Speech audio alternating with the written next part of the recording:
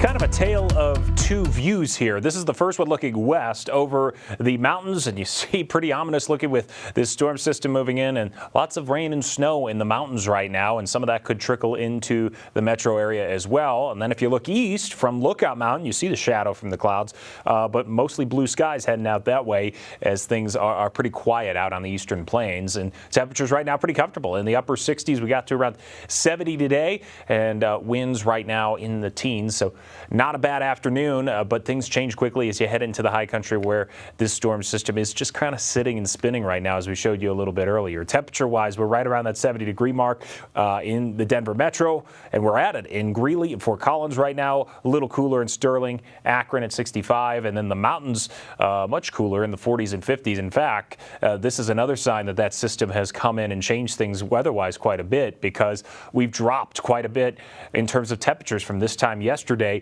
You see not a whole lot of change from the metro east, but the high country has really dropped off with much cooler temperatures right now compared to this time yesterday, because this system has come in, and it's also brought a bit of a severe weather risk for southern Colorado and southwestern Colorado. We're watching that for the potential for heavier rain and potentially some severe thunderstorms popping up. We're already seeing a little bit of that on the radar as we go through the evening. Here's what the futurecast looks like. You'll notice this is about 7 p.m. tonight. Still plenty of activity, a few thunderstorms, rumbles of thunder here or there in the high country, but also at the higher elevations, that snow falling. And then here's the stronger storm activity that we were talking about down to the south and east of Pueblo.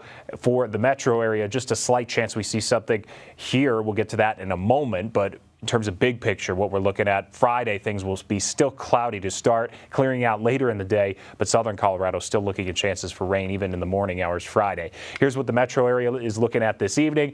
About 6:30 this evening. See still plenty of activity in the mountains. Maybe along the Palmer Divide we see some rain, maybe a storm pop up here around Castle Rock at that time, and maybe the Denver metro gets a little bit of that moving in from the south, but not looking like a huge front moving in or anything like that. Just pop-up showers, maybe a thunderstorm or two as well, and then the snow for the mountains. You'll see here on the rainfall forecast for the next few days. Friday, we have a little bit of those chances earlier in the day, but then dry Friday night through all of Saturday.